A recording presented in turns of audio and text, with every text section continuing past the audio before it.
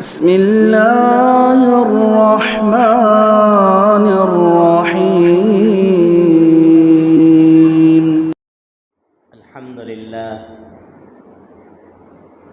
الحمد لله وحده والصلاة والسلام على من لا نبي بعده.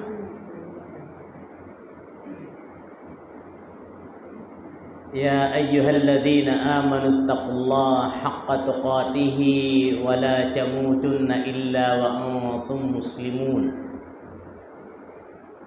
يا أيها الناس اتقوا ربكم الذي خلقكم من نفس واحدة وخلق منها زوجها وبث منهما رجالا كثيرا ونساء واتقوا الله الذي تساءلون به والأرحام إن الله كان عليكم رقيبا.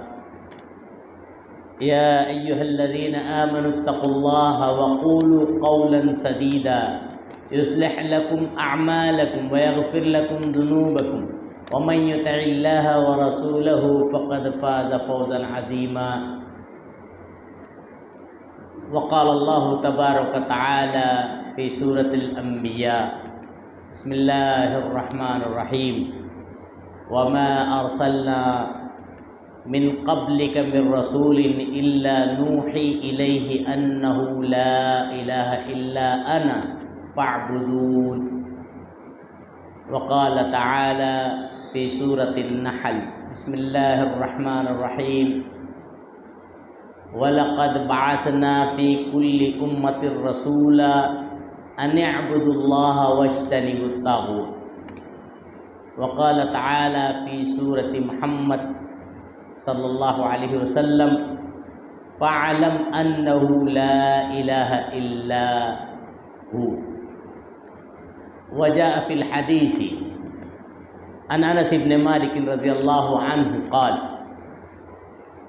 لما بعث النبي صلى الله عليه وسلم معاذا إلى اليمن قال يا معاذ إنك تأتي قوما من أهل الكتاب فادعوهم إلى شهادة الله إله إلا الله وأن محمدا عبده ورسوله وفي رواية وأني محمد رسول الله صلی اللہ علیہ وسلم فإنهم أطاعوك لذلك فأعلمهم إلى آخر الرواية. رواه البخاري ومسلم.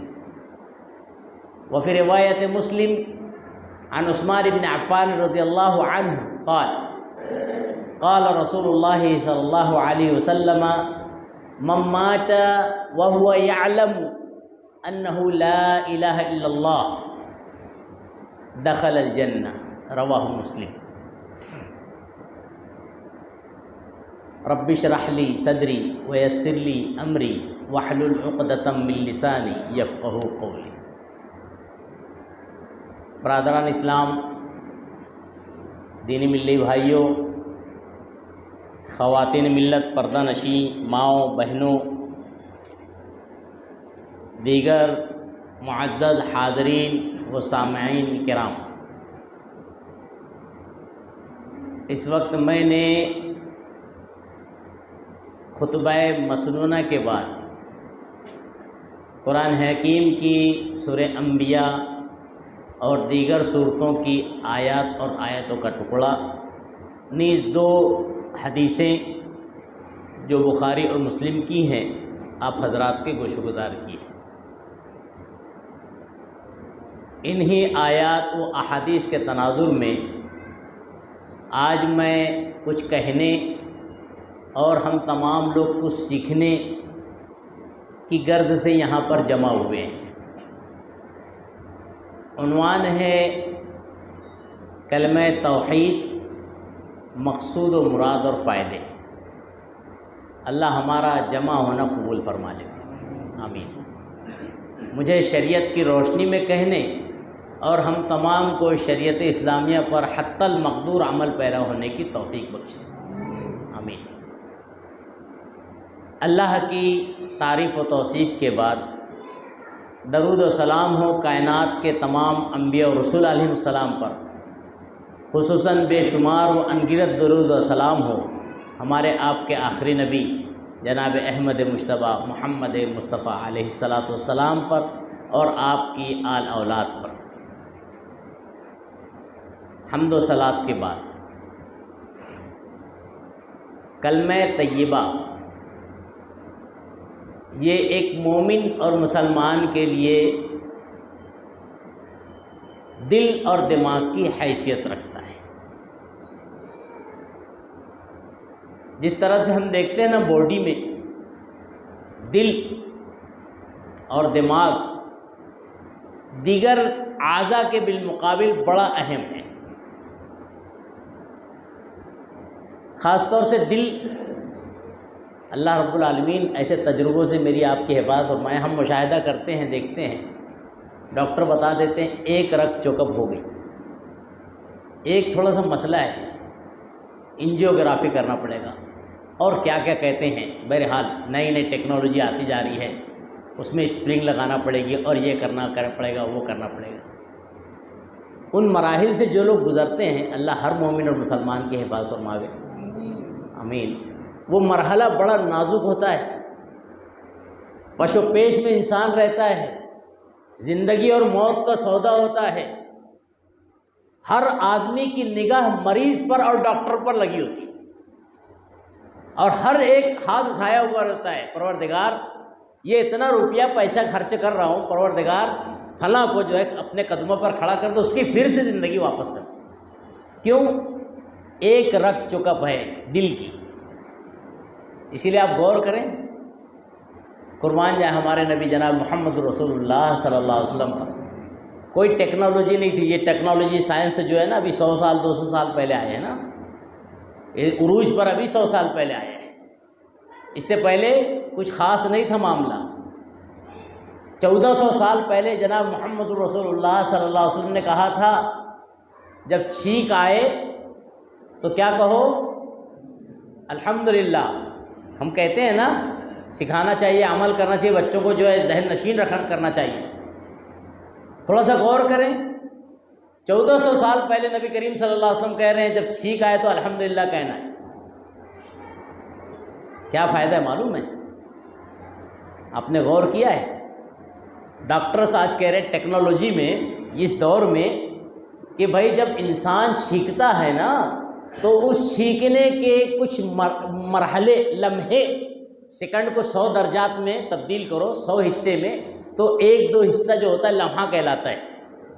کچھ لمحے کے لیے جو ہے جب چھینک آتی ہے تو اس وقت جو ہے دل بند ہو جاتا ہے، دل ٹھہر جاتا ہے، اور ٹھہر کر ری اسٹارٹ ہوتا ہے، پھر سے چالو ہوتا ہے۔ جناب محمد رسول اللہ صلی اللہ علیہ وسلم نے آج سے 1400 سال پہلے کہا تھا جب چھینک آئے تو کیا کہنا ہے؟ الحمدللہ، پروردگار تیرا بڑا شکر ہے۔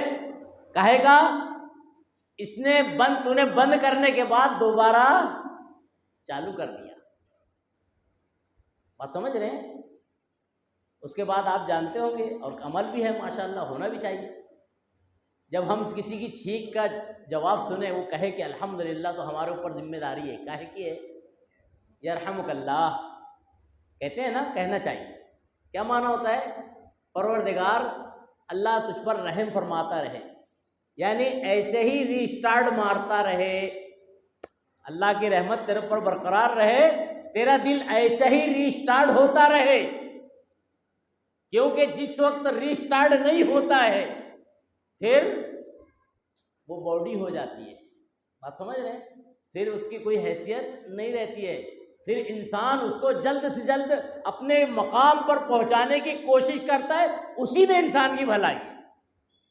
جتنا تاخیر اتنا نقصان۔ کیوں؟ صرف ریسٹارٹ نہیں ہوا۔ اب دعا مل گئی یرحمک اللہ، نبی کریم صلی اللہ علیہ وسلم کہتے ہیں کہ بھائی اتنی اچھی ایک بندے نے دعا دیا ہے تو اب اس کے حق میں پھر ہمیں بھی دعا لینا ہے۔ چھینکنے والا پھر دعا دے گا، یہدیکم اللہ ویصلح بالکم، اللہ تمہیں ہدایت دے، میرے حق میں ایسا ہی کہنے کا، مسلمانوں کے حق میں ایسا ہی کہنے کی ہدایت دے، اور صرف یہی نہیں، ویصلح بالکم، تم نے میرے حق میں اچھا بھلا کا کام کیا ہو نا، نیکی کا کام کیا ہو، اللہ رب العالمین تمہارے بھی حالات اچھے کر دے۔ کچھ پریشانی میں دو چار ہو، اللہ تمہاری پریشانی کو دور کر۔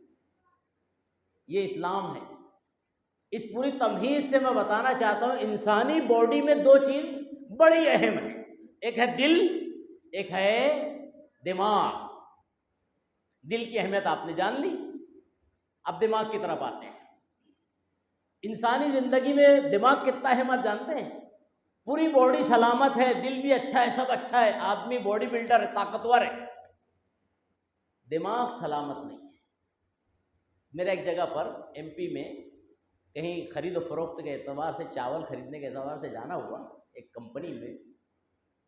اب جب میں وہاں سے خرید و فروخت مکمل کر لی، اب نکلنے لگا تو جو آدمی خرید دے رہا تھا، جس کو میں نے جو ہے بات کیا تھا، اب میں اس کو پیسے دینے لگا تو کہتا ہے سیٹ کی طرف دو، پیسے سیٹ کو دو۔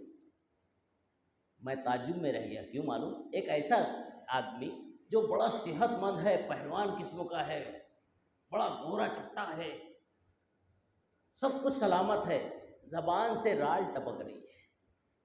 میں نے گوارا نہیں کیا، میں نے دوبارہ اس کی طرف توجہ کی، مولانا جناب آپ صحیح کہہ رہے ہیں، ان کو ہی دینا ہے۔ ہم بولے مالک یہی ہے، سب کچھ سلامت ہے، کیا فیل ہے؟ اوپر کا مالا کمزور ہے۔ بات سمجھ رہے ہیں؟ تو یہ بند ہونے سے یا یہ کمزور ہونے سے آدمی کی باڈی بیکار ہے۔ ہم اور آپ اس کا مشاہدہ کرتے رہتے ہیں نا۔ یہ میں نے مثال اس لیے دی ہے آج کے اس موضوع کو سمجھنے کے لیے، امت مسلمہ کو سمجھانے کے لیے، کہ جس طرح سے انسانی باڈی میں یہ دل اور یہ دماغ ہے، بغیر اس کے انسان جی نہیں سکتا ہے، ایسے ہی ایک مسلمان کی زندگی میں کلمہ طیب لا الہ الا اللہ محمد الرسول اللہ صلی اللہ علیہ وسلم کا مقام اور مرتبہ ہے۔ اگر یہ نہیں ہے تو اس کی زندگی بے معنی ہے، وہ ایسا ہے جو زندہ لاش ہے۔ اگر نہیں ہے تو زندہ لاش کے مانند ہے، اس کا رہ کر دنیا میں کوئی فائدہ نہیں۔ اب یہ دیکھیں اتنا اہم ہے کلمہ طیب۔ پڑھنے میں تو ہم سب پڑھتے ہیں ماشاءاللہ، اہل ایمان سب پڑھ رہے ہیں بلا تفریق مسلک، لیکن اس کا حق الا ماشاءاللہ چند لوگ ہی ادا کر رہے ہیں، کیونکہ اس کی مراد، اس کا مقصود امت نے سمجھا ہی نہیں ہے۔ کلمے کا معنی کیا ہے؟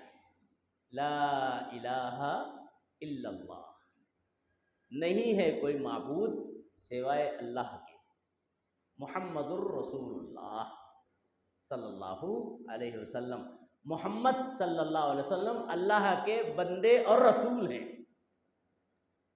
یہ لا الہ الا اللہ اس بات اور نفی، اس کو سمجھنا، جاننا، اس کے تقاضے کو پورا کرنا، اس کے شرائط پر اترنا، یہ اتنا اہم ہے کہ ہر مسلمان کو اس کا سیکھنا ضروری، سمجھنا ضروری۔ امت کا اکثر و بیشتر طبقہ اس سے ناواقف ہے۔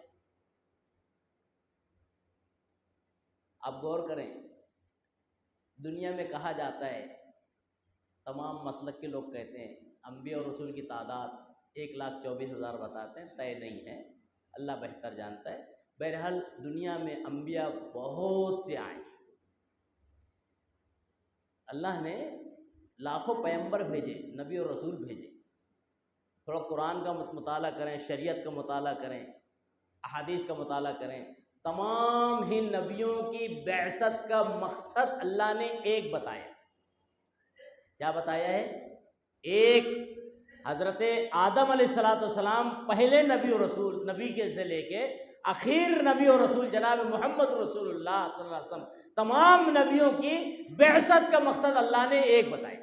سورہ نحل کا مطالعہ کریں، سورہ نحل سورہ نمبر 16 آیت نمبر 36 میں اللہ رب العالمین کہتا ہے وَلَقَدْ بَعَثْنَا فِي كُلِّ أُمَّةٍ رَسُولًا، ہم نے ہر امت میں رسول بھیجا۔ یہ کیوں رسول پہنچا معلوم ہے؟ ہر امت میں اللہ نے کیوں نبی اور رسول بھیجا؟ تاکہ کل کوئی امتی، کوئی فرد اللہ کے سامنے عذر نہ پیش کرنے لگے، پروردگار علم نہیں ہے مجھے، اللہ تیرے پیغمبر نہیں آیا، اللہ تیرے پیغمبر کی بات مجھ تک نہیں پہنچی، کوئی عذر اللہ کے سامنے پیش نہ کرے. اس لیے اس عذر کو مکمل کرنے کے لیے، حجت کا اتمام کرنے کے لیے اللہ رب العالمین نے ہر امت میں ایک رسول اور ہر امتی کے پاس اللہ کا پیام پہنچا دیا. کوئی عذر قبول نہیں ہوگا. وَلَقَدْ بَعَثْنَا فِي كُلِّ أُمَّةٍ رَسُولًا. پھر اللہ نے کہا أَنِ اعْبُدُوا اللَّهَ. نبیوں کی تعلیم، رسولوں کی تعلیم اللہ کہہ رہا ہے اس لیے اللہ نے بھیجا تاکہ لوگ اللہ کی بندگی کریں. وَاجْتَنِبُوا الطَّاغُوتَ. طاغوت سے بچیں. سورہ انبیاء سورہ نمبر 21 آیت نمبر 25 میں اللہ رب العالمین کہتا ہے وَمَا أَرْسَلْنَا مِن قَبْلِكَ مِن رَّسُولٍ إِلَّا نُوحِي إِلَيْهِ أَنَّهُ لَا إِلَٰهَ إِلَّا أَنَا فَاعْبُدُونِ. اللہ کے نبی صلی اللہ علیہ وسلم، آپ سے پہلے جتنے بھی نبی آئے تھے، وَمَا أَرْسَلْنَا مِن قَبْلِكَ مِن رَّسُولٍ، جتنے بھی رسول آئے تھے، إِلَّا نُوحِي إِلَيْهِ، اللہ کہہ رہا ہے ہم نے ان کی طرف وحی بھیجی، پیغام بھیجا، یہ بات بھیجی کہ آپ کا کام ہے نبی کہ آپ لوگوں کو دعوت دے انہ لا الہ الا انا فاعبدون. نبیوں کی پہلی دعوت توحید، اللہ کی وحدانیت. یہ تمام نبیوں کی. آج معاشرے میں ہمارے یہاں پہ جو ہے لوگ دھڑلے سے کہتے بھی ہیں نبیوں کا کام ہے، نبیوں کی پہلی دعوت. ٹھیک ہے، اچھی بات ہے نا، نبیوں کا کام ہے، لیکن نبیوں نے جو دعوت دی تھی وہ دعوت تو لوگوں تک پہنچائیں. اس دعوت کو معاشرے میں بیان کرنے کے لیے لوگوں کی زبان پر جو ہے چھالے کیوں پڑ جاتے ہیں؟ نبیوں نے کون سی دعوت دی تھی؟ نبیوں نے کیا پیغام پہنچایا تھا امتوں کے پاس؟ قرآن کا مطالعہ کریں، شریعت کا مطالعہ کریں. اللہ رب العالمین نے شریعت میں واضح طور پہ کہا کہ تمام نبیوں نے اللہ کی وحدانیت پہنچائی. اور ہر مسلمان کو بحیثیت مسلمان اس بات کا علم ہونا چاہیے کہ اسلام کے جتنے بھی احکام ہیں ان تمام احکام جو ہے دو اصولوں پر مبنی ہے. پہلا اصول یہ کہ عبادت کی جتنی بھی شکل ہے، جتنی بھی صورتیں ہیں، آج معاشرے میں سمجھتے ہیں کہ نماز عبادت، روزہ عبادت، حج عبادت. یہ عبادت اتنا نہیں ہے محدود. آپ اللہ اکبر کہہ کر کھڑے ہو رہے ہیں، کھڑا ہونا بھی عبادت، قیام عبادت، رکوع عبادت، سجدہ عبادت، ہاتھ اٹھانا عبادت. جو بھی عبادت کی جتنی بھی شکل ہے ان تمام شکلوں میں اللہ کو خالص کرنا، یہ پہلا اصول. بات سمجھ رہے ہیں؟ اور یہی کلمہ توحید کا پہلا جو جز ہے نا، لا الہ الا اللہ کا متقاضی. اب ایک بندہ ہے کلمہ پڑھ رہا ہے اور اس کے مراد سے ناواقف ہے، لا علم ہے، تو اس کا کلمہ پڑھنا فائدہ ہوگا کہ نہیں ہوگا؟ نہیں ہوگا. اگر لا علم ہے، کلمے کے حقائق کو جانتا نہیں ہے، مقصود و مراد سے ناواقف ہے، اس کے حقوق ادا نہیں کر رہا ہے، تو اس کا پڑھ لینا فائدہ مند نہیں. آپ قرآن کا مطالعہ کریں گے، اللہ رب العالمین نے قرآن میں 2-3 جگہ اس کی طرف اشارہ دیا ہے. ان اللہ لا یغفر ان یشرک بہ ویغفر ما دون ذلک لمن یشاء. اللہ شرک کو نہیں معاف کرے گا، اس کے علاوہ جتنے بھی گناہ بندہ لے کر جائے اللہ اپنی رحمت سے معاف کر دے گا. شرک معاف ہونے والا نہیں ہے. ایک صحابی نے پوچھا تھا اللہ کے نبی صلی اللہ علیہ وسلم سے وَإِن زَنَا وَإِن سَرَقَ. اللہ کے نبی صلی اللہ علیہ وسلم، بندہ اسی حال میں جاتا ہے اللہ کے پاس، مر گیا ہے اور زنا اور چوری، اللہ کے نبی صلی اللہ علیہ وسلم نے فرمایا وَإِن زَنَا وَإِن سَرَقَ. اس حال میں پہنچا، یہ غلطی تھی لیکن شرک نہیں کیا ہے. اللہ کے نبی صلی اللہ علیہ وسلم کہتے ہیں کہ اللہ رب العالمین اس کو جنت میں داخل کرے گا، جہنم اس پر حرام. یعنی معلوم یہ ہوتا ہے کہ یہ توحید اور رسالت بڑی اہمیت ہے، بڑی اہمیت کا حامل. اس کو کیسے سمجھ سکتے ہیں جانتے ہیں آپ؟ ہم اور آپ اسکول اور مدرسے سے واقف ہیں، تجربات رکھتے ہیں، مشاہدات ہیں. اسکول میں ایک ٹیچر نے بچوں سے کہا کہ آنے والا ایگزام جو ہے یہ فائنل ایگزام ہے، اس میں 5 سوالات کے جوابات دینے ہوں گے، سوالات 7 آئیں گے، ہر سوال 20 نمبر کا ہوگا، اور پہلا جو سوال ہوگا لازمی ہوگا، یعنی the answer first question is compulsory. یہ ٹیچر نے گائیڈنگ کر دی کہ بھائی پہلا جو سوال ہوگا یہ لازمی ہے، اور بقیہ 4 سوال کے جواب دینے ہیں۔ یہ اختیاری ہے، 6 سوالوں میں سے آپ جو بھی کریں۔ ایک اسٹوڈنٹ ہے بیٹھا جواب دینے کے لیے، اس نے پہلا چھوڑ کر سب بہتر جواب دے دیے۔ اب آپ میں سے کوئی ہاتھ اٹھا کر بولے اس اسٹوڈنٹ کو ٹیچر کتنے نمبر دے گا؟ 100 ملے گے کہ 80 ملے گی؟ 80 ملے گی۔ 100 ملیں گے کہ 80؟ کیوں 80 مل رہے ہیں؟ کیونکہ اس نے پہلا نمبر جو ضروری تھا، جو لازمی تھا، ٹیچر نے کہہ دیا تھا پہلا لازمی ہے، بقیہ دیگر 4 کرنے ہیں جو ہے 6 میں سے، اس نے جو ہے پہلا چھوڑ دیا، دیگر سب کر لیے۔ پہلے چھوڑنے کی وجہ سے اس کو 20 نمبر کٹ گیا۔ اب آپ غور کریں، یہ چیز جو ہے شریعت سے ملتی ہے۔ عبداللہ بن جدعان نامی مسلم شریف کی روایت ہے، ایک آدمی تھے جناب محمد رسول اللہ صلی اللہ علیہ وسلم کے زمانے میں، صحابہ کرام کہتے ہیں اللہ کے نبی صلی اللہ علیہ وسلم عبداللہ بن جدعان ایسے ہیں کہ ان کے گھر کے پاس سے کوئی مہمان بھوکا پیٹ نہیں جاتا، کوئی مسافر پریشان حال نہیں رہتا، ایسا مہمان نواز فلاح بابودی کے کام کرنے والا اللہ کے نبی صلی اللہ علیہ وسلم کیا اسے اس کے یہ فلاح بابودی کے کام جنت میں داخل کر دیں گے؟ بڑا اکرام المسلم میں پڑا ہوا تھا، بڑا لوگوں کی خدماتیں کر رہا تھا، جنت میں داخل کرے گا یہ عمل؟ جناب محمد رسول اللہ صلی اللہ علیہ وسلم نے جواب دیا نہیں۔ اس نے رب اغفر لی خطیئتی نہیں کہا تھا، یعنی اس کا رب پر ایمان نہیں تھا، کلمہ توحید نہیں تھی، کلمہ رسالت نہیں تھا، تو پھر وہ کتنی بھی ایکٹیویٹ تھا، کتنا بھی کوشش کراؤ، ایسے حال میں انتقال کر جائے، شرک ہو، کلمہ نہ صحیح ہو، تو پھر اس کی موت جو ہے جہنمی والی موت ہو جائے۔ یہ جناب محمد رسول اللہ صلی اللہ علیہ وسلم کا فرمان ہے۔ اب آپ غور کریں، پہلا اصول ہے جتنی بھی عبادت کی جتنی بھی شکلیں ہیں خالص اللہ کے لیے کی جائے۔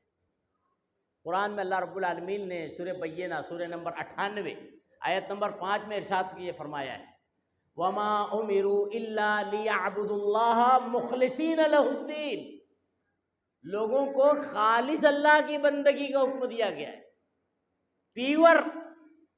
پیور سمجھتے ہیں کس کو کہتے ہیں؟ ایک بندہ ہے، آپ جو ہے اس کے پاس گئے ہیں، بھینس کا دودھ نکال رہا ہے، دو رہا ہے، اور کہہ رہا ہے پیور ہے، اور بوتل یہاں دبائے ہوئے ہے اور نکال رہا ہے۔ پھر وہ کتنا بھی زبانی کہے پیور نہیں ہے، ایک قطرہ بھی اگر مل گیا تو پیور نہیں بچا۔ اللہ نے کہا ہے پیور اللہ کی بندگی، کسی بھی طرح سے ایک قطرہ بھی شراکت اللہ کو منظور نہیں ہے، پیور۔ آج ہمارے معاشرے میں جو مسلمان کلمہ گو ہیں، کیا اللہ کی واقعی پیور بندگی کر رہے ہیں؟ ہم اپنا بھی جائزہ لے سکتے ہیں، اپنے آس پاس کا بھی جائزہ لے سکتے ہیں۔ کس تناظر میں؟ مشرکین مکہ کے تناظر۔ سورہ زمر کا مطالعہ کریں، سورہ زمر سورہ نمبر 39 آیت نمبر 3 میں اللہ رب العالمین نے اشارہ دیا ہے کہ وہ کہتے تھے ما نعبدہم الا لیقربونا الی اللہ۔ نبی کریم صلی اللہ علیہ وسلم سے جواب دیتے تھے کہ ہم لات، منات، عزا، یعوق، حبل، یہ جتنے ان کے معبودان باطلہ تھے، یہ کون عام انسان نہیں تھے، وقت کے جو ہے برے اور گناہگار انسان نہیں تھے، بلکہ تواریخ میں ملتا ہے کہ یہ ان کے اچھے لوگ گزرے ہوئے تھے، ان کو انہوں نے معبود کا درجہ دے رکھا تھا، اور کہتے تھے ما نعبدوہم، ہم ان کی عبادت نہیں کرتے ہیں۔ یہی چیز آج کا مسلمان کہتا ہے کہ بھائی ہم ولی اللہ کی عبادت تھوڑی کرتے ہیں، پھر کیا کرتے ہیں بھائی؟ یہ اللہ والے ہیں، ہم گنہگار ہیں، ہمیں اللہ کے قریب کرنے والے ہیں، ہماری حیثیت ایسی نہیں ہے کہ ہم اللہ تک پہنچ جائیں، بیچ میں واسطے اور وسیلے کے ان کو رکھا ہوا ہے۔ اللہ نے کہا ہے پیور، کیا کہا ہے؟ وما امروا الا ليعبدوا اللہ مخلصین لہ الدین، ایک قطرہ بھی نہیں۔ اب اس کو بھی آپ سمجھ لے، اس کی بھی تفصیل جان لے۔ ایک بندہ ہے پیور دودھ لائے، 10 لیٹر پیور دودھ ہے، بالکل اس میں ایک قطرہ بھی اس میں ملایا نہیں ہے، ایک قطرہ پانی نہیں۔ اب وہ لا کر آپ کی خدمت میں پیش کرتا ہے اور اتفاق سے ایسے رکھتا ہے بکٹ، اور ایک بچہ جو ہے غلطی سے اس کے اندر پیشاب کا ایک قطرہ اڑا دیتا ہے، چھینٹا اڑا دیتا ہے۔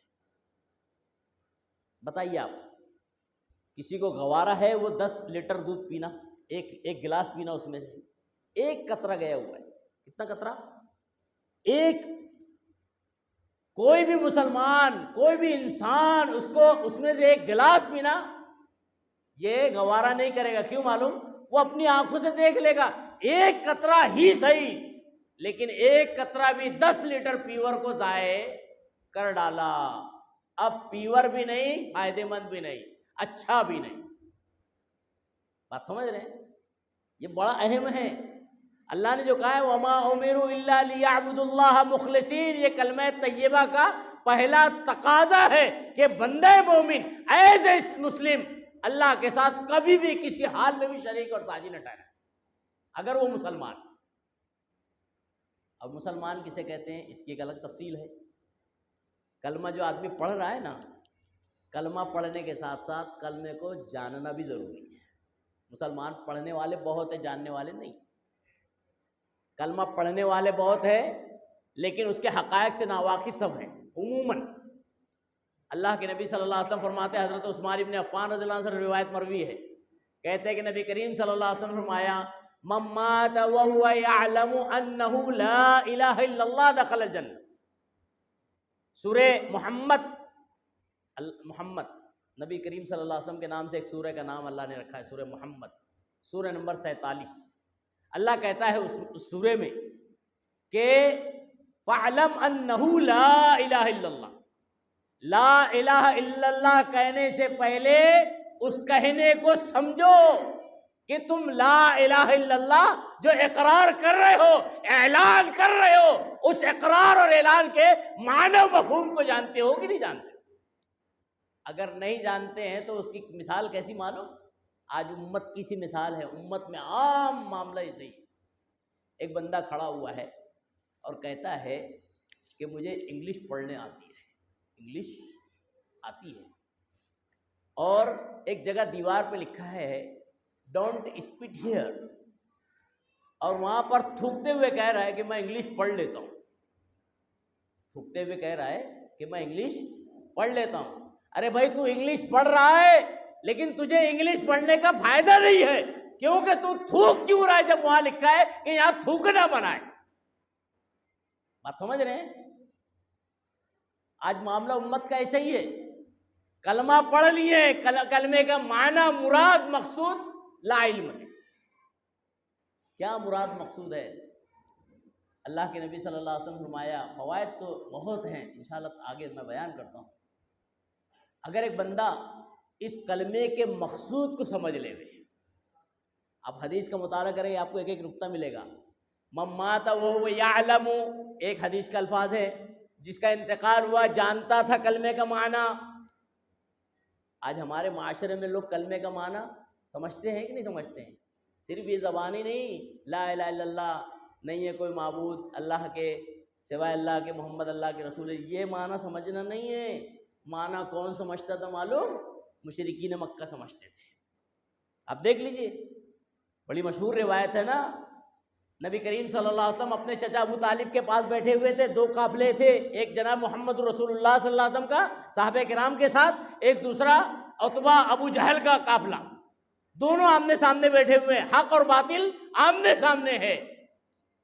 نبی کریم صلی اللہ علیہ وسلم جیسے سے کہتے ہیں یا عمی قل لا الہ الا اللہ اشہد لک بہا عند اللہ، اے میرے چچا ایک بار میرے کان میں کلمہ پڑھ دو، میں اس کلمے کے تحت اللہ سے حجت کروں گا، تقرار کروں گا، تمہاری نجات کے اللہ سے کوشش کراؤں۔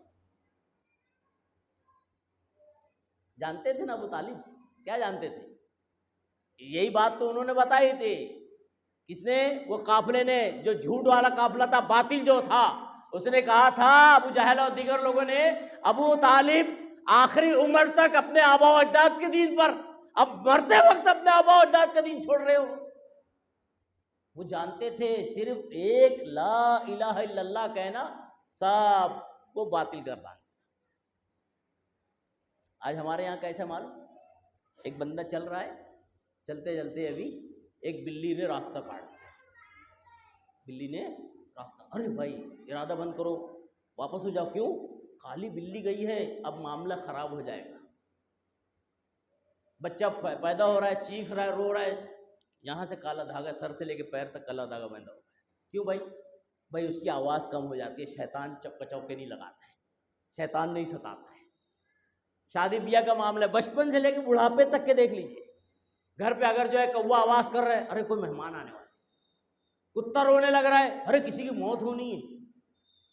شادی بیاہ کا معاملہ ہے، گاڑی نکل رہی ہے، کچھ انڈے رکھ لو، انڈے پھوٹیں گے تو جو ہے آفت ٹل جائے گی۔ اے مسلمانوں، ایسا ایمان اللہ کو قبول نہیں ہے، ایسا کلمہ پڑھنا اللہ جو ہے تو ہمارے منہ پر مار دے گا۔ یہ ایمان کہاں بچا؟ اگر گاڑی پر انڈے لگانے ایمان، راستہ چلتے وقت کالی بلی کا راستہ کاٹنے ایمان، اگر بچے پہ کالا دھاگا ایمان، اور یہ اور وہ ایمان، تو ایمان کہاں اللہ پر ہے؟ ایمان تو ان چیزوں پر ہے۔ اور کلمے کا پہلا جز لا الہ الا اللہ کا معنی یہ ہوتا ہے کہ ان تمام چیزوں سے یقین ہٹا دیا جائے، صرف اللہ پر ایمان، یہ سب چیز کرنے والی ذات سوائے اللہ کے اور کوئی نہیں، یہی ایمان ہے۔ لیکن یہ چیز آج ہمارے معاشرے میں عام ہو گئی ہے، آدمی جو ہے حق اللہ بھی پڑھ رہا ہے، اور اس کے بعد جو ہے بلی پہ یقین ہے، کتے پہ یقین ہے، اور جو ہے خنزیر پہ یقین ہے، اور اس کے اوپر جو ہے جو اگر کوئی آواز آ جائے نئی طرح سے تو اس کے اوپر یقین اعتبار ہے۔ پھر کلمے کا حق اللہ بھی کر رہا ہے، تو کہاں کلمہ پڑھ رہا ہے؟ کلمہ نہیں ہے۔ جس نے بھی لا الہ الا اللہ کہا، اس بات و نفی پر غور کرے، سورۃ البقرہ مطالعہ کرے۔ اللہ رب العالمین نے سورۃ البقرہ میں سورہ نمبر 2 آیت نمبر 256 میں اللہ رب العالمین نے ایک جو ہے پیمانہ بیان کیا ہے، فَمَن يَكْفُرْ بِالطَّاغُوتِ وَيُؤْمِن بِاللَّهِ، جو طاغوت کا انکار کرے اور اللہ پر ایمان لائے۔ لا الہ الا اللہ جو ہے نا، اس پر بھی غور کریں۔ پہلے لا الہ منفی ہے، اس کے بعد مثبت ہے الا اللہ، یعنی پہلے نفی، جتنی چیزیں ہیں اللہ کے علاوہ معاشرے کے اندر ربوبیت کا درجہ دی گئی ہے، الوہیت کا مقام دیا گیا ہے، ان تمام ربوبیت الوہیت کے مقام کو تمام لوگوں سے ہٹا کر اعلان ہو کہ نہیں، میں نہیں مانتا ہوں، مجھے یقین نہیں ہے۔ اور جس کا ایرے گہرے نتھو خیرے پر یقین ہوگا نا، جناب محمد رسول اللہ صلی اللہ علیہ وسلم نے کیا کہا ہے، تھوڑا آج یہ ترجمانی سنتے ہیں۔ جناب محمد رسول اللہ صلی اللہ علیہ وسلم نے اشارہ دیا ہے، دو روایتیں دو قسم کی ملتی ہے۔ ایک مرتبہ اللہ کے نبی صلی اللہ علیہ وسلم کے پاس ایک شخص آئے، ان کے ہاتھ میں کڑا بندھا ہوا تھا، ایک روایت میں انگوٹھی تھی سونے کی۔ اللہ کے نبی صلی اللہ علیہ وسلم نے وجہ دریافت کی، اے فلاں تم نے یہ کڑا کیوں پہنا ہوا ہے؟ کہتے ہیں اللہ کے نبی صلی اللہ علیہ وسلم اس انگوٹھی یا کڑھے دونوں چیز آئی ہے روایت میں، اور جو ہے دونوں سونے کی ہے، اس کے پہننے کی وجہ سے ایسا لگتا ہے مجھے کہ میرا جو بخار ہے وہ کم ہو جاتا ہے، پیٹ میں درد ہے کم ہو جاتا ہے، راحت مل جاتی ہے۔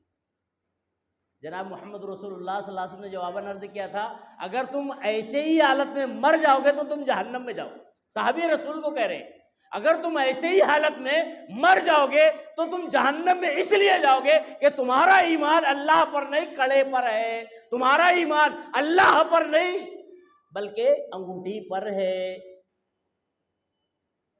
وہ صحابہ کرام تھے ہمارے جیسے مسلمانوں کے جیسے، اللہ محفوظ رکھے، ہٹ دھرم تو اللہ رب العالمین نہ بنائے، لیکن عام طور سے مسلمانوں کا حال کیا ہے؟ ہٹ دھرم ہے۔ ہم مسلمانوں کا حال یہی ہے نا، وہ صحابہ کرام تھے، جیسے ہی سنا وہ انگوٹھی یا وہ کڑا نکال کر پھینک دیا۔ روایت میں دیگر لوگ کہہ رہے تھے بھائی اٹھا لو، گھر والوں کے کام آ جائے گا، سونے کا ہے۔ وہ صاحب رسول نے کہا تھا جو چیز مجھے جہنم کا سبب بنا دے ہوئے، جہنم میں ڈال دے ہوئے، وہ میرے گھر والوں کے واسطے بھی فائدہ مند نہیں ہے، میں اس کو پھینک دیا ہوں، بس پھینک دیا ہوں۔ یہ ہمارے اسلاف کا ایمان اور یقین تھا۔ اس میں یہ سبق مل رہا ہے کہ اگر ایک آدمی انگوٹھی اس لیے پہنا ہے کہ اس انگوٹھی سے پیٹ کا درد کم ہو رہا ہے، سر کا درد کم ہو رہا ہے، جیسے آج ہمارے یہاں نا پتھر کی انگوٹھیاں پہنتے، اس کے اوپر ایک پتھر ہے بیماری سے بچانے کا، ایک پتھر ہے رزق کو برکت دینے والا۔ ایک میں نے شخص کو دیکھا 5-10 انگلیاں بھری ہوئی ہے، میں نے پوچھا بھائی کیا ہے؟ نہیں، بولے وہ سب فوائد ہیں۔ مجھے حضرت عمر فاروق رضی اللہ عنہ کا جملہ یاد آ گیا، یہ مومن کی علامت ہے، دماغ میں آ جانا چاہیے فوراً۔ حضرت عمر رضی اللہ عنہ نے کیا کہا تھا؟ حجر اسود سے کہا تھا، کس سے کہا تھا؟ حجر اسود، وہ حجر اسود جو جنت سے اترا ہوا پتھر ہے، یقینی بات ہے، شریعت گواہ ہے، جنت کا پتھر ہے نا، یہ ہمارے نالیوں کا پتھر نہیں ہے، جنت کا پتھر ہے۔ اس سے کہا تھا حضرت عمر فاروق رضی اللہ عنہ، یا حجر انی اعلم انک حجر، اے حجر اسود میں جانتا ہوں تو حجر اسود ہے، تیرے اندر نفع نقصان کی طاقت قوت سکت نہیں ہے، سکت اور قوت طاقت اللہ کے پاس ہے، نفع و نقصان پہنچانے والی ہستی اور ذات صرف اور صرف اللہ ہے۔ تیرے اندر گرچہ تو جنت کا پتھر ہے، گرچہ تو جنت کا پتھر ہے، لیکن بتاتے خود تو نفع نقصان کا طاقت نہیں رکھ سکتا۔ اب میں بوسہ تجھے کیوں دے رہا ہوں؟ کیونکہ رأیت رسول اللہ صلی اللہ علیہ وسلم یقبلک، میں نے میرے نبی جناب محمد رسول اللہ کو تجھے بوسہ دیتے ہوئے دیکھا ہے، اس لیے میں بوسہ دے رہا ہوں۔ اگر میں نے نہیں دیکھا ہوتا تو میں تجھے بوسہ نہیں دیتا، گرچہ تو جنت کا پتھر ہے۔ غور کریں، اتنا بڑا سبق ہے امت محمدیہ کے لیے۔ جنت کا پتھر نفع نقصان کا مالک نہیں، ہماری گٹروں کا جو ہے پتھر لوگ پہن کے بتاتے ہیں کہ یہ فلاں چیز فائدہ دے رہے ہیں، نقصان اور یہ بچا رہے ہیں۔ بات سمجھ رہے ہیں؟ یہ ایمان، یہی تو ایمان ہے، یہی تو لا الہ الا اللہ کا مقصود اور مراد ہے، اور یہی ہمارے اسلاف اس پر ہی جمع رہا کرتے تھے، اور یہی امت نہیں سمجھ، کس بیس پہ نہیں سمجھ رہی ہے؟ واسطہ اور وسیلہ۔ میں نے ابتدا میں کہا تھا بھئی یہ ہمارے معاشرے میں مشرکین مکہ سے زیادہ دردناک المناک جو ہے معاملہ ہے۔ مشرکین مکہ کیا کہتے تھے؟ ما نعبدہم الا لیقربونا الی اللہ، ہمارا مقصد ان کی عبادت نہیں ہے، یہ اللہ والے تھے، اللہ سے قریب کرنے والے ہیں، ہم گنہگار ہیں۔ یہی بات ہو بہو آج ہمارے معاشرے میں مسلمان ہونے کے بعد ایک کلمہ گو یہ بھی کہہ رہے ہیں کہ یہ ہم ان کی عبادت نہیں کرتے ہیں، یہ اللہ کے نیک لوگ ہیں، اللہ سے قریب کرنے والے۔ یہی چیز بڑی اہم ہے، بندہ اگر سمجھ لے وے تو سمجھ لے وے۔ ایک ہوتا ہے، اس کو میں اس طرح سمجھاتا ہوں، یہ ہے رومال، اب یہ پین ہے اوپر، یہ پین ہے نیچے، آپ سمجھے اس کو سمجھ لیں، ذہن میں رکھیں۔ اس کو کہتے ہیں ما فوق الاسباب، جو اسباب سے اوپر ہے، اس کو کہتے ہیں ما تحت الاسباب، جو اسباب کے تحت ہے، نیچے ہے۔ جیسے مثال کے طور پہ ہم میں سے کوئی بیمار ہوتا ہے تو ہم فوراً ڈاکٹر کے پاس چلے جاتے ہیں، صحیح ہے، ڈاکٹر سے دکھاتے ہیں، بھائی تشخیص کرتا ہے ڈاکٹر، اس کے بعد دوائیں دیتا ہے، لے کر آتے ہیں۔ تو کیا ہمارا کسی کی مسلمان کا یہ عقیدہ ہے کہ ڈاکٹر شفا دیتا ہے؟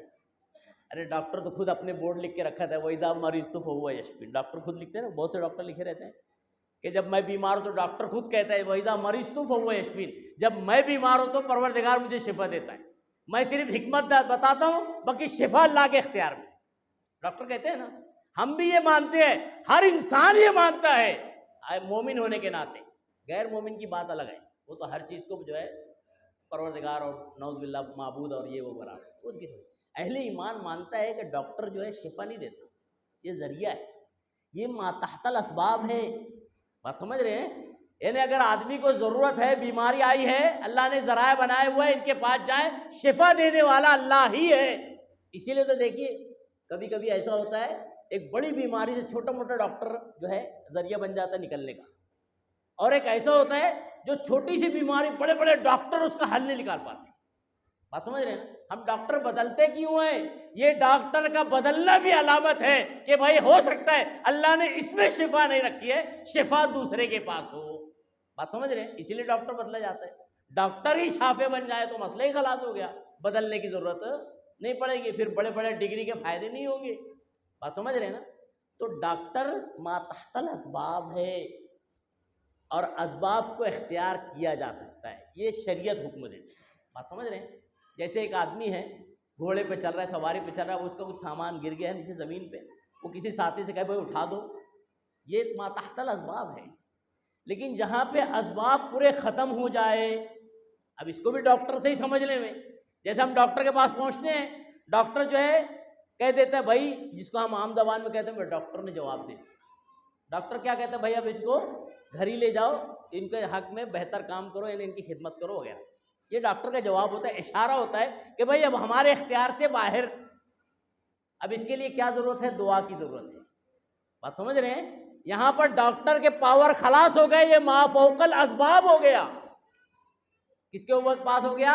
ما فوق الاسباب، اسباب یہاں پہ ختم ہو گئے۔ اب جب اسباب ختم ہو جائے تو سوائے اللہ کے کسی ہستی کو پکارنا یہی شرک ہے۔ اسباب کے تحت پکارنا شرک نہیں، اسباب ختم ہونے کے بعد کسی کو پکارنا شرک ہے۔ جیسے ایک موٹی مثال، ایک بندہ زندہ ہے، آپ اس سے کہیں بھائی کر دو، کر دے گا۔ ایک بندہ نیک ہے، آپ اس سے کہیں بھائی میں گنہگار ہوں، آپ میرے لیے دعا کر دیں، آپ نیک انسان ہیں، بالکل کر سکتے ہیں، ما تحت الاسباب ہے۔ اب بندہ چلا گیا، آپ اس کو پکار کر کہیں بہت نیک تھے آپ کو میں بیچ میں واسطے کے رکھتا ہوں، آپ میرے لیے دعا کرے، ہو نہیں سکتا، ما فوق الاسباب ہے۔ یہی شرک ہے، امت اسی کو نہیں سمجھ رہی۔ آپ اس کی مثال سمجھ لیجئے کیسے، ما فوق الاسباب ما تحت الاسباب۔ ما فوق الاسباب، اللہ رب العالمین کو کسی کی ضرورت نہیں ہے۔ اگر بندہ کوئی پریشانی میں ہے اور اللہ رب العالمین کی طرف ہاتھ اٹھا رہا ہے، کتنا ہی گنہگار، کتنا ہی گنہگار، اللہ رب العالمین دنیا کے انسانوں جیسا، ولیوں جیسا نہیں ہے۔ ذہن نشین رکھیں، ہم مثال دیتے ہیں نا، بھائی ایک آدمی کو ولی جو ہے جج کے پاس جانا ہے تو جو ہے وکیل کی ضرورت پڑے گی کہ نہیں، معاشرے میں مثال دی جاتی ہے۔ اوپر چڑھنا ہے تو کرسی لگے گی، سیڑھی لگے گی کہ نہیں۔ یہ دونوں مثالیں اور اس جیسی جتنی بھی مثالیں دی جاتی ہے، اللہ کی شان میں گستاخی ہے، کبھی نہیں دینا چاہیے۔ کیوں معلوم؟ یہ جو دنیا کا جو جج ہے، اس کی کیا حیثیت ہے، میری کیا حیثیت ہے؟ یہ میں مائک میں بول رہا ہوں، آپ لوگ سب سن رہے ہیں، اگر یہ مائک یہاں سے ہٹ جائے تو آپ لوگ کہیں گے مولانا اور زور بولیے، میری بہنیں سن رہی ہیں ان تک آواز نہیں پہنچے گی، میری مائیں سن رہی ہیں ان تک میری آواز نہیں پہنچے گی، گفتگو نہیں ہوگی۔ کیوں؟ یہ آواز ما تحت الاسباب ہے، یہ ما تحت الاسباب ہے۔ انسان کی حیثیت معلوم ہوتی ہے۔ جج کی حیثیت کیا ہے؟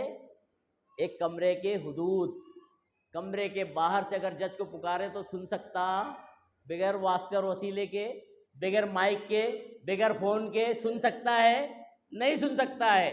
یہ فون بھی مثال ہے کہ آدمی جو ہے کسی سے مخاطب ہونا چاہتا ہے، اگر وہ بندہ دور ہے تو اسباب اختیار کرنا ضروری ہے، اور قریب اگر ہے، یہ جیسے میرے ساتھی بیٹھے ہوئے ہیں، اگر میں ان سے گفتگو کروں، شیخ بیٹھے ہوئے ہیں، میں ان سے گفتگو کروں اور اس کے بعد جو ہے فون نکال کر میں اگر گفتگو کروں تو یہ میری بے وقوفی ہوگی کہ نہیں ہوگی؟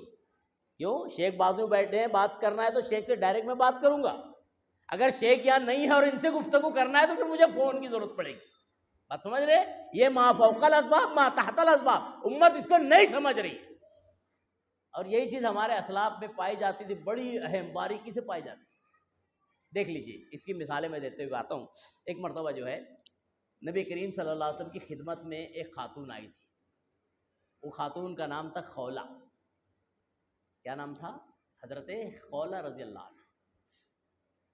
اب وہ معاشرے میں ایک معاملہ تھا، اس معاملے کو لے کر جناب محمد رسول اللہ صلی اللہ علیہ وسلم کی خدمت میں آئی، اور یہ امید لے کر آئی تھی کہ غالباً اب یہاں سے صحیح فیصلہ ملے گا۔ اب وہ ماجرا کیا ہوا تو اس کی طرف بھی اشارہ دوں۔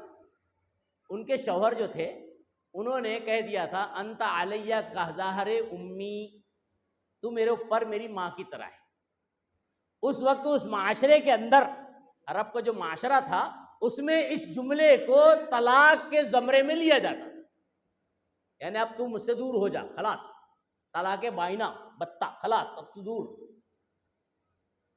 حضرت خولہ رضی اللہ عنہ نے سوچا کہ یہ معاشرے کا جو ایکٹیویٹی ہے، یہ طریقہ ہے، یہ صحیح نہیں ہے، لاؤ اس تعلق سے میں اللہ کے نبی صلی اللہ علیہ وسلم سے پوچھتی ہوں۔ ان کے شوہر نے بھی ان سے یہ کہہ دیا تھا معاشرے والا جملہ. نبی کریم صلی اللہ علیہ وسلم کے پاس آ کر کہتی ہے اللہ کے نبی صلی اللہ علیہ وسلم میرے شوہر نے مجھ سے یہ کہا ہے انت علیہ کظہر امی، تو فیصلہ کیا ہے؟ دیکھ لیجئے نبی اور رسول صلی اللہ علیہ وسلم، اللہ نے سورہ نجم میں کہا ہے وما ينطق عن الهوى ان هو الا وحی یوحی، نبی بذات خود کچھ فیصلے نہیں کرتے، وہی بات نبی پہنچاتے ہیں جو اللہ وحی کے ذریعے نبی کو بتاتا ہے. اس کی کئی مثالیں ہیں. اب نبی کریم صلی اللہ علیہ وسلم کہتے ہیں ابھی وحی نہیں آئی تھی، کہہ دیتے ہیں فتویٰ تو وہی ہے، فیصلہ تو وہی ہے جو معاشرے کا ہے، یعنی تمہارے شوہر نے تم سے کہا معاشرے میں جو مانا جاتا ہے وہی ہے. یہ تو بڑی امید لے کر آئی تھی نا کہ فیصلہ میرے حق میں ہونا چاہیے اور صحیح ہونا چاہیے. یہ وہاں سے نکلتی ہے اور باہر آ کر اللہ رب العالمین سے پکارتی ہے اے پروردگار میں بڑی امید سے تیرے حبیب کے در پر آئی تھی مالک، اے اللہ بہت امید لے کر آئی تھی کہ میرے حق میں کچھ بہتر فیصلہ ہو. تیرے حبیب نے بھی وہی کہہ دیا جو معاشرے کا فیصلہ ہے. اللہ تو میرے حق میں فیصلہ سن. قرآن کا مطالعہ کریں، سورہ نمبر جو ہے پارہ نمبر 28 سورہ مجادلہ کہتے ہیں، سورہ مجادلہ 28 پارے کی پہلی سورہ ہے. قد سمع اللہ قول التی تجادلک فی زوجہا وتشتکی الی اللہ. کیا ہے معلوم؟ قد سمع اللہ، یقیناً اللہ نے سنا. کس نے سنا؟ اللہ نے سنا. قول التی، اس خاتون کی بات کو، اے محمد رسول اللہ صلی اللہ علیہ وسلم جو آپ سے بحث تکرار کر رہی تھی. بات سمجھ رہے؟ حضرت خولہ نبی صلی اللہ علیہ وسلم بات کر رہی تھی نا، باہر آنے کے بعد بلا واسطہ و وسیلہ کے، سب سے بڑا واسطہ تو نبی تھے نا صلی اللہ علیہ وسلم. صحیح ہے نا؟ صحیح کہہ سکتے ہیں اللہ تیرے نبی کو واسطہ لگاتی ہوں. آج ہمارے معاشرے میں ہے نا، دیکھ لیجئے مثال، جب تک کہ ما تحت الاسباب اختیار کیا جا سکتا ہے، ما فوق الاسباب ختم. صحابہ کرام بھی کرتے تھے. کئی مثالیں نبی کریم صلی اللہ علیہ وسلم کے زمانے میں قحط پڑا، صحابہ کرام نے کہا اللہ کے نبی صلی اللہ علیہ وسلم چلیے. نبی کریم صلی اللہ علیہ وسلم آگے دعا استسقا پڑھائی، اپنے نماز استسقا پڑھی. صحیح ہے، اس میں طریقہ بتایا ہاتھ الٹا کرنے کا، کپڑے جو ہے بوسیدہ پہننے، بہت سی چیزیں. تو آپ نے یہ طریقہ بتایا، آپ نے نماز استسقا پڑھی، نماز دعا استسقا مانگی. یہی معاملہ جب نبی کریم صلی اللہ علیہ وسلم کی غیر حاضری میں آپ کے انتقال کے بعد، اب ایک نقطہ بتا دوں یہاں پہ، بعض معاشرے کے اندر انتقال ورڈ کو جو ہے ناپسند کرتے ہیں. انتقال نہیں کہنا چاہیے نبی صلی اللہ علیہ وسلم کو، وفات نہیں کہنا. پردہ کر گئے، وصال کر گئے جملہ. میں خاص طور سے پردہ کر کر وصال کر گئے کہ جملہ نہیں کہتا ہوں، اور نہیں کہنے چاہیے. کیوں بھائی؟ پردہ کون کرتا ہے؟ پردے کے پیچھے وہ ہوتا ہے جن تک کہ ہماری بات پہنچ سکے. خواتین بھی پردے کے پیچھے نا، میری مائیں بہنیں، ان تک میری بات پہنچ رہی ہے. اگر وہ بھی ایک ذریعے سے بات مجھ تک پہنچانا چاہے، سوال کچھ کرنا چاہیں تو کر سکتی ہیں. میری بہنیں، میری مائیں کر سکتی ہیں. یعنی جو سن سکتا ہے، سنا سکتا ہے، وہ پردے کے پیچھے. جناب محمد رسول اللہ صلی اللہ علیہ وسلم اب سن سکتے اور سنا سکتے نہیں ہیں، اس لیے پردے کے پیچھے نہیں ہے. وصال کا معاملہ آیا. وصال کے معنی ہوتا ہے وصل ہے، یصل کا معنی عربی میں ہوتا ہے نا جڑنا. جو قراء حضرات ہے، شیخ بیٹھے ہوئے جانتے ہیں، ایک جو ہے وصال اور فصال دونوں، ملنا، جڑنا اور الگ ہونا. یہ وصال کے معنی جڑنا.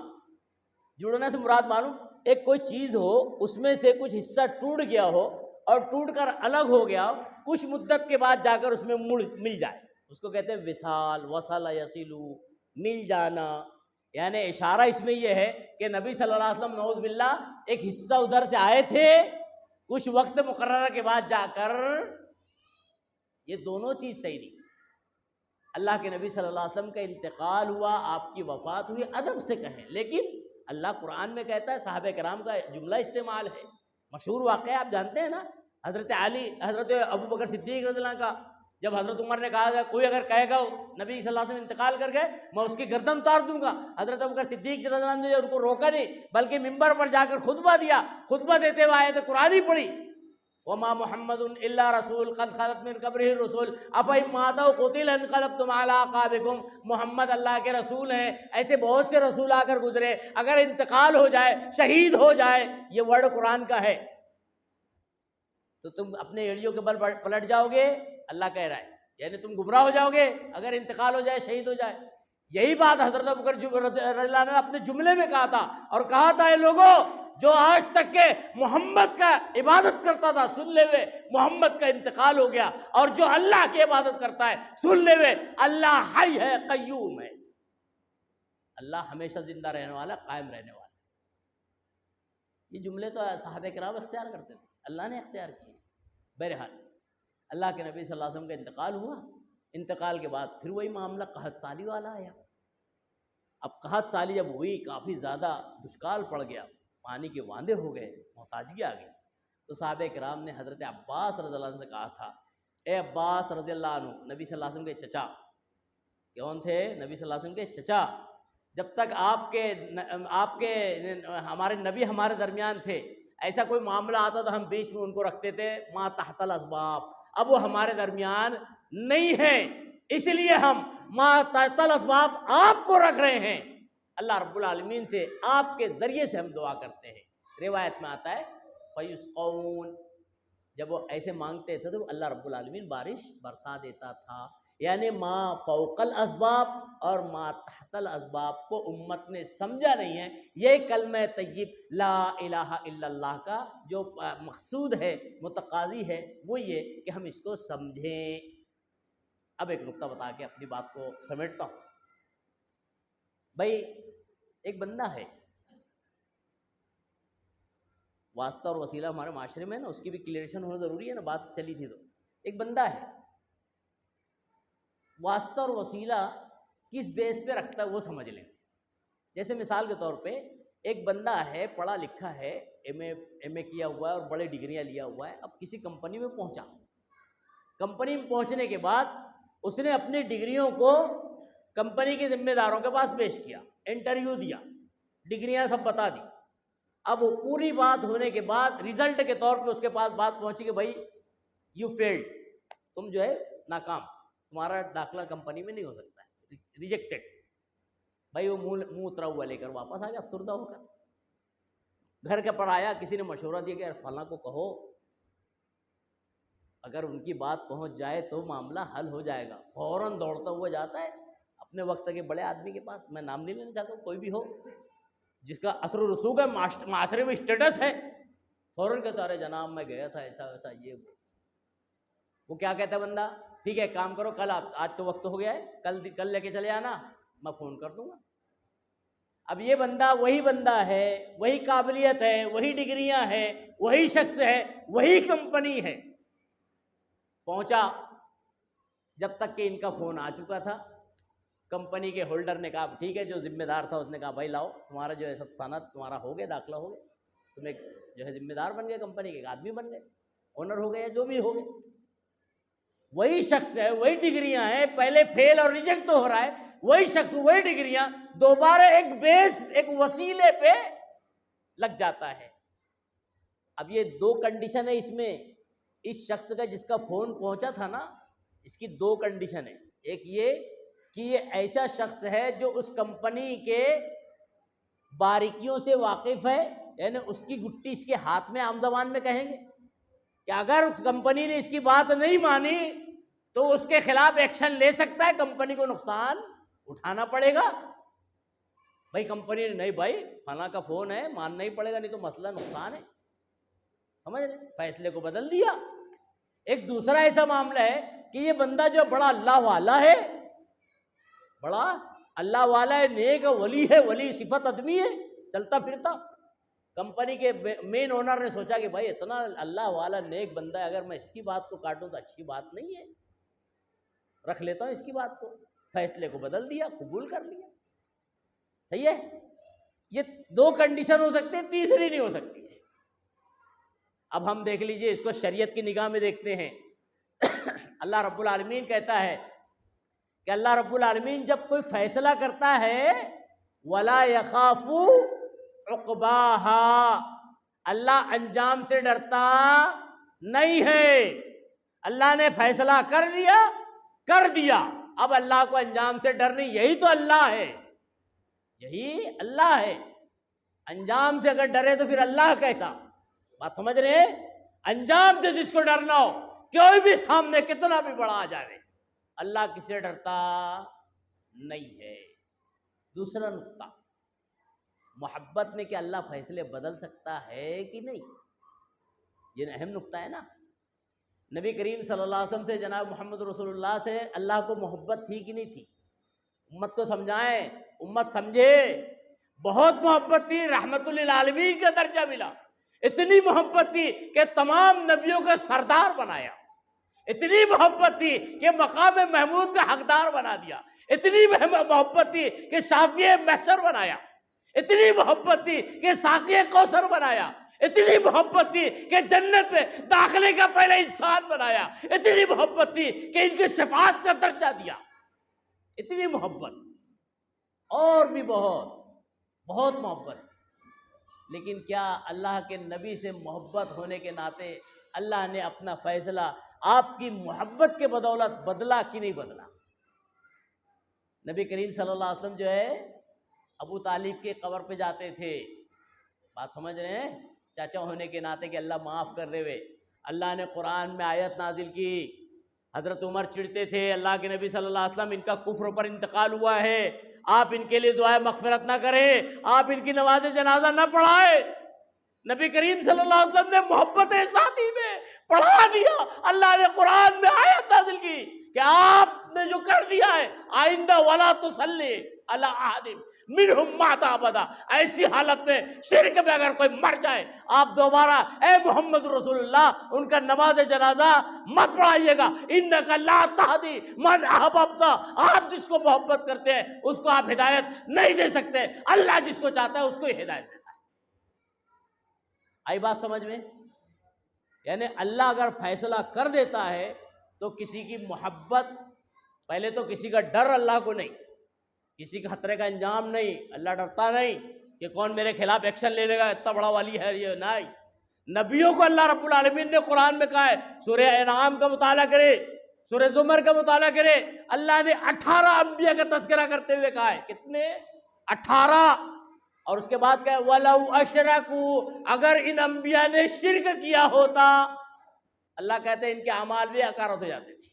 یہی نہیں، جناب محمد رسول اللہ صلی اللہ علیہ وسلم کے بارے میں اللہ کہتا ہے وَلَئِنْ أَشْرَكْتَ، آپ نے بھی اللہ کے ذات کے ساتھ کسی کو ہم پلہ کھڑا کیا تو آپ پہ بھی عمل اکارت ہو جائے گا۔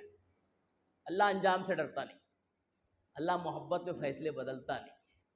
ایک مثال تو یہ کہ ابو طالب جہنم میں رہیں گے، اور ایسی کئی مثالیں۔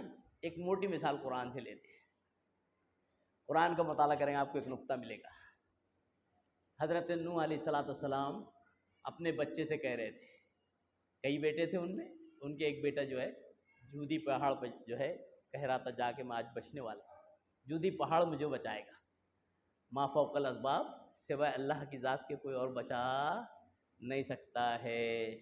پھر وہ جودی پہاڑ ہو کہ کوئی وقت کا پہنچا ہوا ولی اور مولوی اور ملا ہو، درویش ہو، ما فوق الاسباب خلاص۔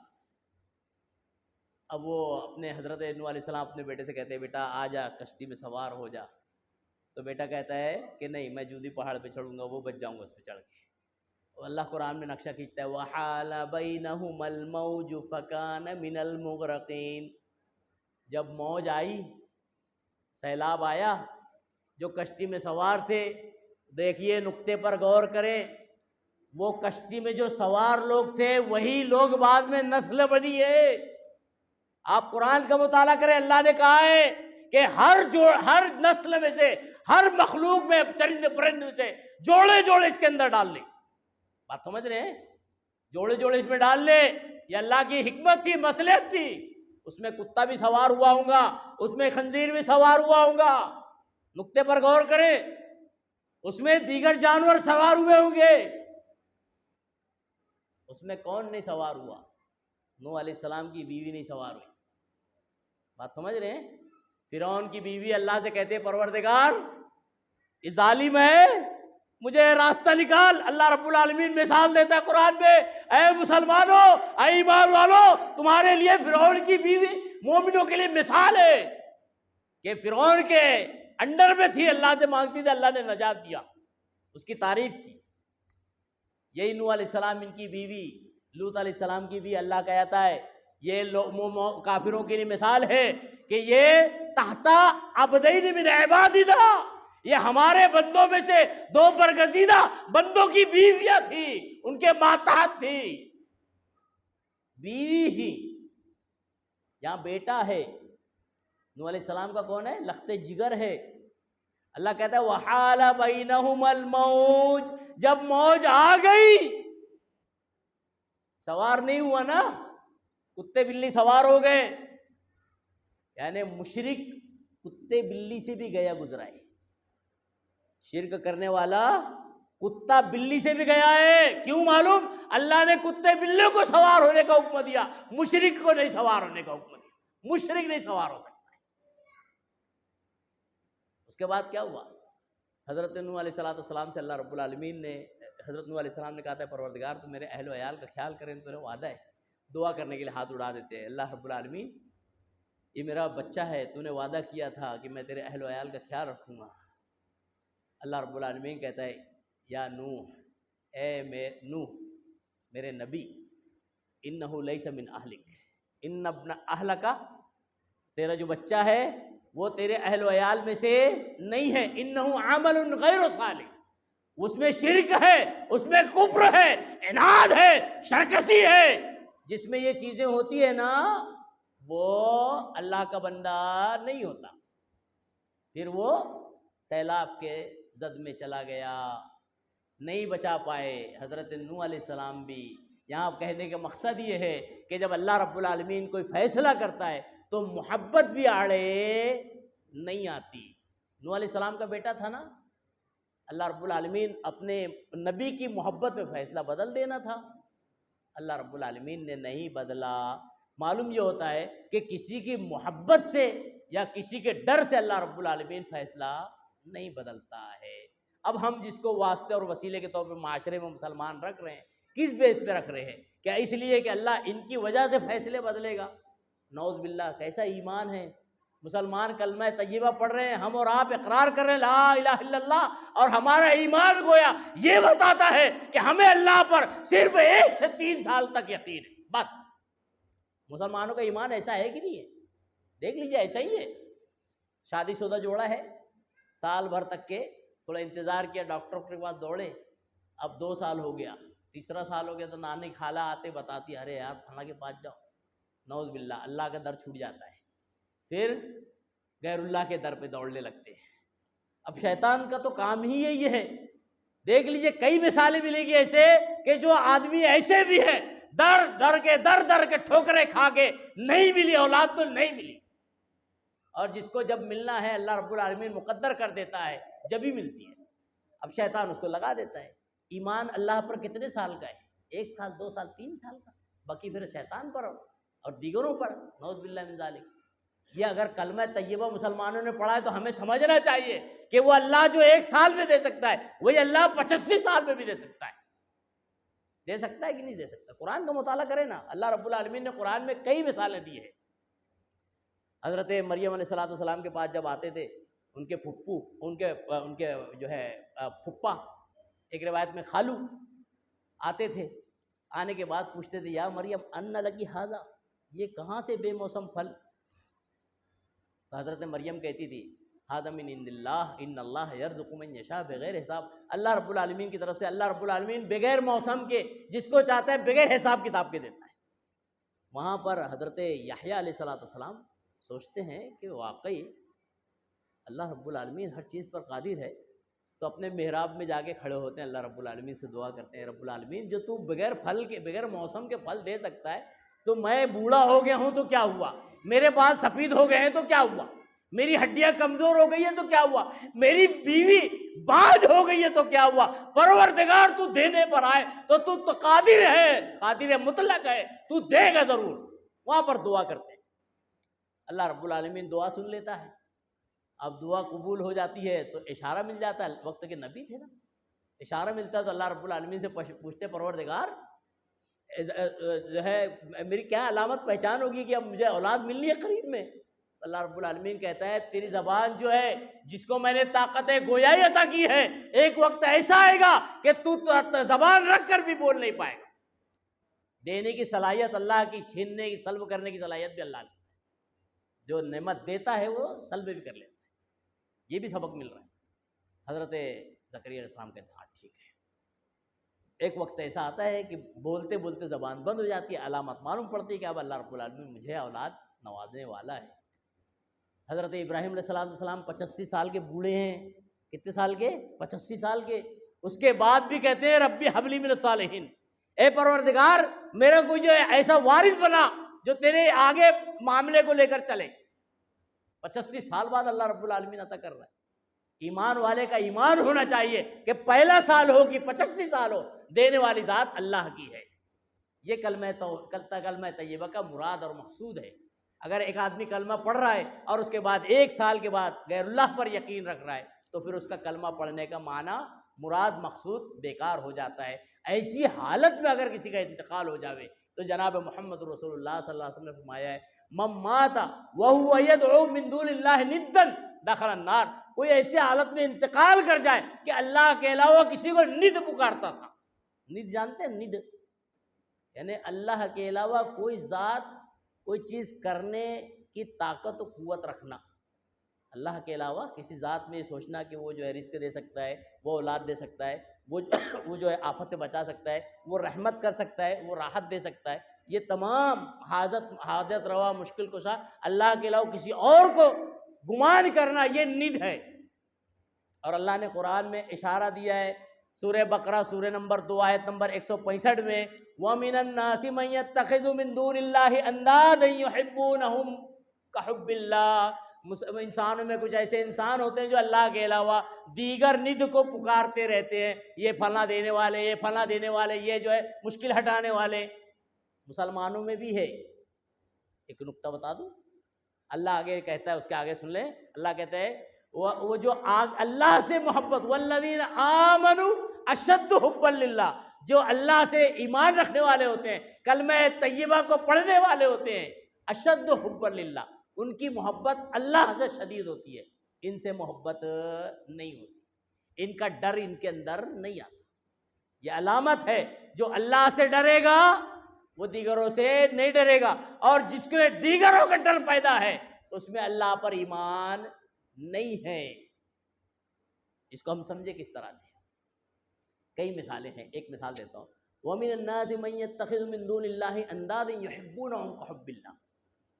تھوڑا سنجیدگی سے مسلمان اپنے آپ کا جائزہ لے ہوئے، خاص طور سے وہ لوگ جو شرک میں پڑے ہوئے ہیں یا جن کو شرک سمجھ میں نہیں آتا ہے، توحید جن کو سمجھتی نہیں ہے، کلمہ طیبہ کا مفہوم جنہیں جو ہے ناواقف ہے، آگاہ نہیں ہے، انہیں سوچنا چاہیے۔ ایک غیر مسلم ہے، ایمان نہیں ہے اللہ پر، رسول پر، نبی پر، ولیوں پر، کس پر ایمان نہیں ہے، غیر مومن ہے۔ اب وہ مانگ رہا ہے اوپر والے سے، کوئی ایسا بندہ جو شرک میں مبتلا، مجھ سے پوچھیں کہ اس کو دینے والی ذات کون سی؟ جواب کیا ہوگا؟ غیر مومن ہے، کس ذرائع سے بھی مانگ رہا ہے، دینے والا کون ہے؟ اللہ رب العالمین ہے نا، صحیح ہے؟ اللہ رب العالمین ہی جب دے رہا ہے تو بیچ میں تو اس نے کسی کو رکھا ہی نہیں ہے، مانتا ہی نہیں تو رکھے گا کہاں سے؟ بغیر کسی کو رکھے ہوئے اس کو مل جا رہا ہے۔ بات سمجھ رہے ہیں؟ اور پرسنٹیج نکالیں اگر دنیا کا بغیر رکھے ہوئے اور رکھے ہوئے کا، تو بغیر رکھے ہوئے یعنی اللہ کو ڈائریکٹ مانگنے والوں کا پرسنٹیج 75 ہے، 25% ہے ہمارے ایشیا وغیرہ میں، جو بیچ میں پرسنٹ رکھ کے چل رہے ہیں کہ اللہ رب العالمین کو واسطہ اور وسیلے کے ذریعے سے مانگے جائے۔ اللہ رب العالمین جو ہے اپنی قدرت سے 75 کو دے رہا ہے، صرف 25 والے پریشان ہیں۔ اور پھر دیکھ لیجئے جو واسطے اور وسیلے میں پریشان ہیں نا، ان کو عام طور سے پریشانی ہے۔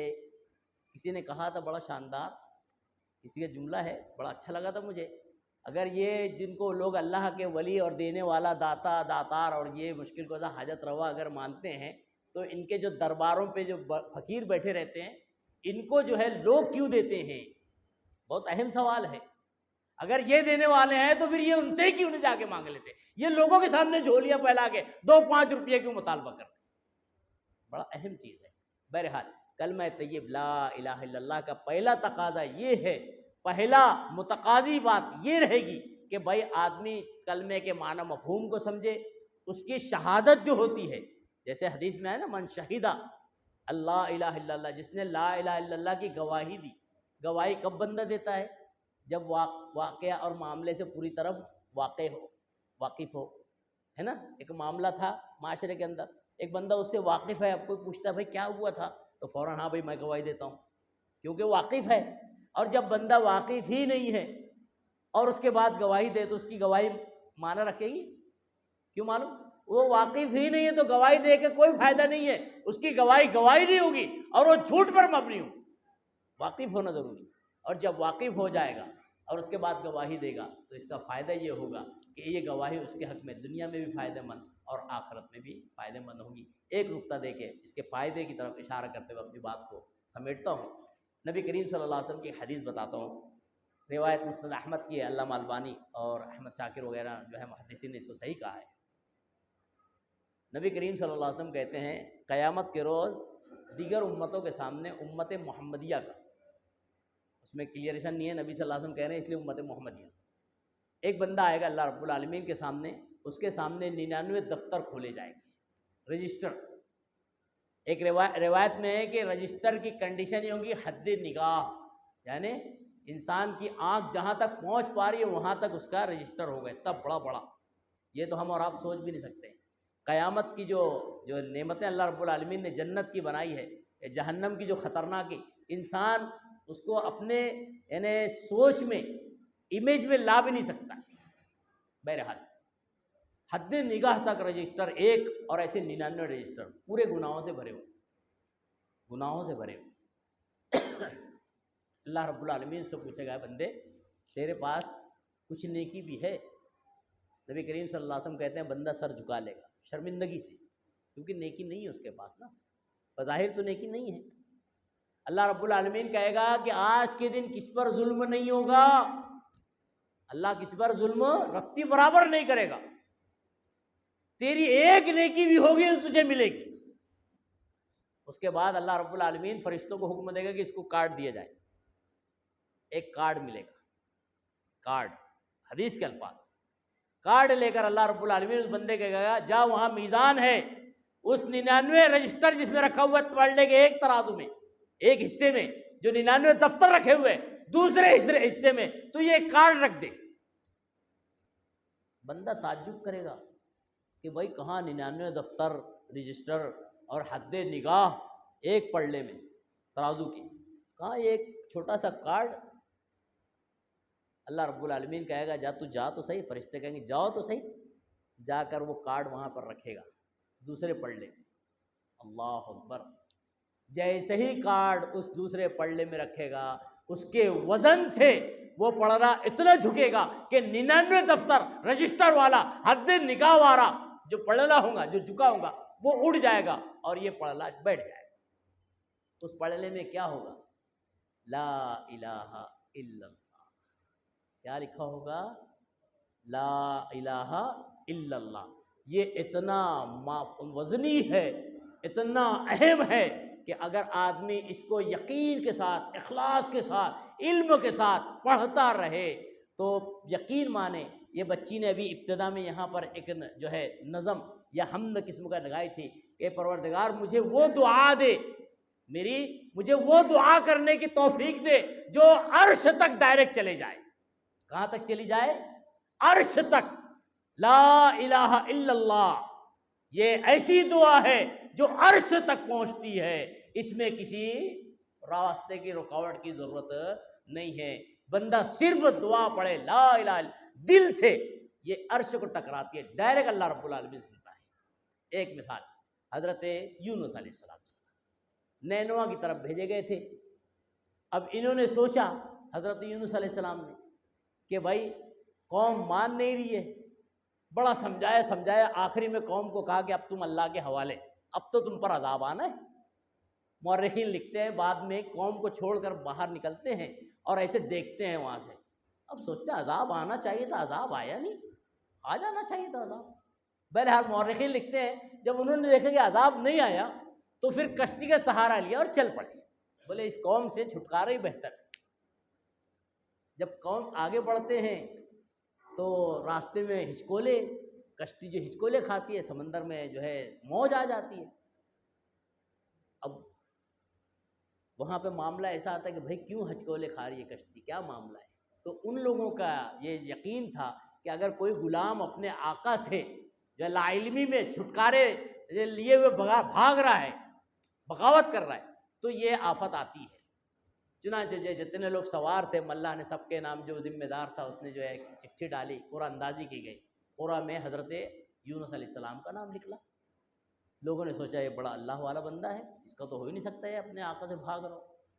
پھر دوبارہ، پھر تیبارہ، بہرحال حضرت یونس علیہ السلام کا جب نام نکلتا رہا اور لوگوں نے یقین کر لیا کہ یہی اپنے آقا سے، پروردگار سے بھاگ رہے ہوں گے، ان کو جو ہے سمندر کے حوالے کر دیا۔ کیونکہ رول تھا بچنا، اگر اپنے آپ کو بچانا ہے، کشتی سے ڈوبنے کو بچانا ہے تو یہی کرنا ہے۔ جیسے ہی حضرت یونس علیہ السلام کو حوالے کیا سمندر کے، کشتی جو ہے سیدھی ہو گئی، چلنے لگی، موج ختم ہو گئی۔ حضرت یونس علیہ السلام جب سمندر میں آ گئے تو الہ العالمین سے دعا کرتے ہیں۔ اب قرآن کا مطالعہ کریں، اللہ رب العالمین نے کہا ہے ایک بڑی سی مچھلی نے ان کو بحفاظت نگل لیا۔ اللہ سے دعا کرتے ہیں، کون سی؟ کوئی ہاتھ اٹھا کر بتائے تو مجلس میں۔ ماشاءاللہ، اللہ آپ لوگ کی عمر میں اضافہ کرے، اللہ آپ کے اور رزق میں برکت دے دے۔ لا الہ الا انت، کون سی دعا تھی؟ لا الہ الا انت۔ یہ ایسی دعا ڈائریکٹ پہنچتی ہے، کیوں معلوم؟ اس کے اندر بندہ اقرار کرتا ہے اخلاص سے، یقین سے، پروردگار میں صرف تجھ کو مانتا ہوں، تیرے علاوہ کوئی معبود برحق نہیں، کوئی ایسی ہستی نہیں ہے جو کسی کو نفع دے دے یا نقصان سے بچا لے۔ یہ ایمان لا الہ الا اللہ ہے، اور یہی کلمہ توحید لا الہ الا اللہ کا مقصود ہے۔ جب بندہ اس نیت سے اگر مانگے گا تو پھر حضرت یونس علیہ السلام جیسے یقین ہو جائے گا، اور پھر مچھلی بحفاظت باہر کر دے گی۔ اس لیے کلمے کا پہلا جز جو ہے لا الہ الا اللہ، اس کو سمجھنا چاہیے، مفہوم اور مقصود کو، اور اس کے مراد کیا ہے، اس کے فوائد بھی بہت سے ہیں۔ اس کا دوسرا جزوں کی طرف اشارہ کرتے ہوئے اپنی بات کو سمیٹ لیتا ہوں، وقت ختم ہو گیا ہے۔ جو ذمہ داران نے کہا تھا چند منٹ جو ہے لیتا ہوں۔ دوسرا جو شق ہے کلمے کا، یہ بھی بڑا اہم ہے۔ اگر بندہ یہ دائرہ سمجھ لیجئے، دنیا، یہ ایک دائرہ میں بناتا ہوں، یہ دائرہ سمجھ لیجئے، دائرہ، یہ دائرہ جو ہے نا دنیا ہے، یہ شریعت اور اسلام کی دنیا ہے۔